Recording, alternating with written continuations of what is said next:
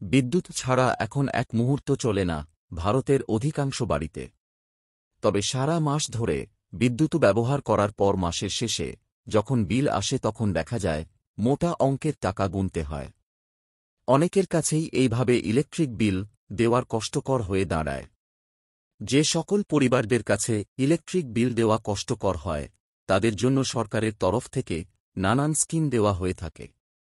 বিভিন্ন রাজ্য সরকারের তরফ থেকে নির্দিষ্ট করে দেওয়া কিছু গ্রাহকদের বিদ্যুতের বিলের উপর নির্দিষ্ট করে দেওয়া ইউনিট ছাড় দেওয়া হয়। ঠিক সেই রকমই কেন্দ্র সরকারের তরফ থেকে এবার এমন একটি ঘোষণা করা হল যার মাধ্যমে দেশের 1 কোটি পরিবার 300 ইউনিট পর্যন্ত বিদ্যুৎ বিলে ছাড় পাবেন।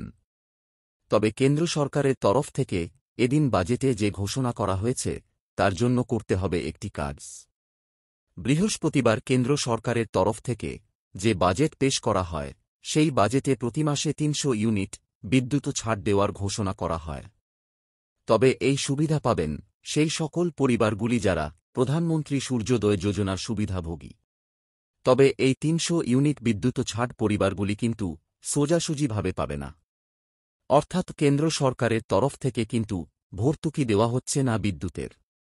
আসলে প্রধানমন্ত্রী সূর্যোদয় যোজনার মাধ্যমে দেশের 1 কোটি পরিবারের হাতে এই প্রকল্পের আওতায় বাড়ির ছাদে সোলার প্যানেল লাগানোর সুযোগ দেওয়া হবে। সেই সোলার প্যানেল থেকে যে বিদ্যুৎ উৎপাদিত হবে তা ব্যবহার করতে পারবেন পরিবারের সদস্যরা এবং উদ্বৃত্ত বিদ্যুৎ বিক্রি করা যাবে।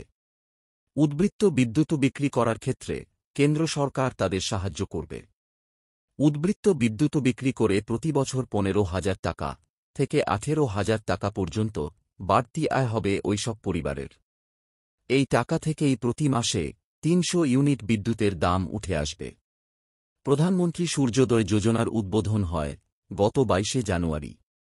এই প্রকল্প উদ্বোধন করেন প্রধানমন্ত্রী নরেন্দ্র মোদী এবং জানান REC এই প্রকল্প রূপায়ণ করবে এবং বাড়ির ছাদে এই প্রকল্পের আওতায় সৌর প্যানেল লাগানোর জন্য সম্মিলিতভাবে 1.2 লক্ষ কোটি টাকা পর্যন্ত ঋণ দেওয়া হবে। এক্ষেত্রে solarrooftop.gov.in ওয়েবসাইটে গিয়ে আবেদন জানাতে হবে।